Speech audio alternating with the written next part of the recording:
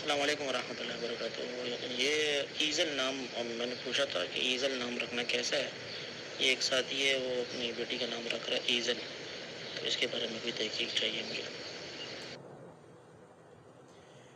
ایزل نام رکھنا یہ انگریزی کا لفظ ہے اور یہ لکڑی کے سٹینڈ کو کہا جاتا ہے جو کہ لوگ تصویریں وغیرہ یا پوسٹر وغیرہ بناتے ہیں، تو وہ جب تصویر بناتے ہیں اس کے اوپر تصویر رکھ کے، اور تصویر بنانے کے لیے جو سٹینڈ ہوتی ہے، جو اس کے لکڑی کا وہ سٹینڈ بنا ہوتا ہے، اس کو ایزل کہتے ہیں۔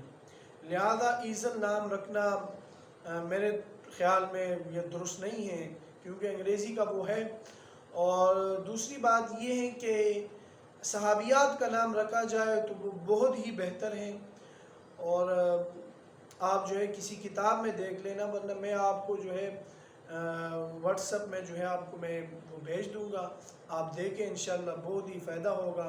اس میں نام صحابیات کے نام، صحابہ کرام کے رضوان اللہ علیہم اجمعین کے نام، اپنے بچوں کے نام، ان کے ناموں کے اوپر رکھیں تو بہت ہی فائدہ ہوتا ہے۔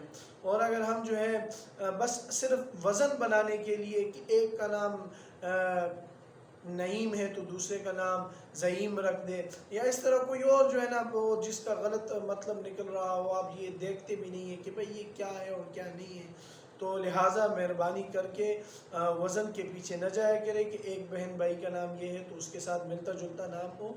اگر ملتا جلتا نام آپ نے لازمی دیکھنا ہے تو صحابیات کے ناموں میں سے دیکھیں، صحابہ کرام رضوان اللہ علیہم اجمعین کے ناموں میں سے دیکھیں، تو انشاءاللہ العزیز آپ کو مل جائیں گے۔ اور ہمارے آئیڈیل جو ہے وہ صحابہ کرام رضوان اللہ علیہم اجمعین ہونے چاہیے۔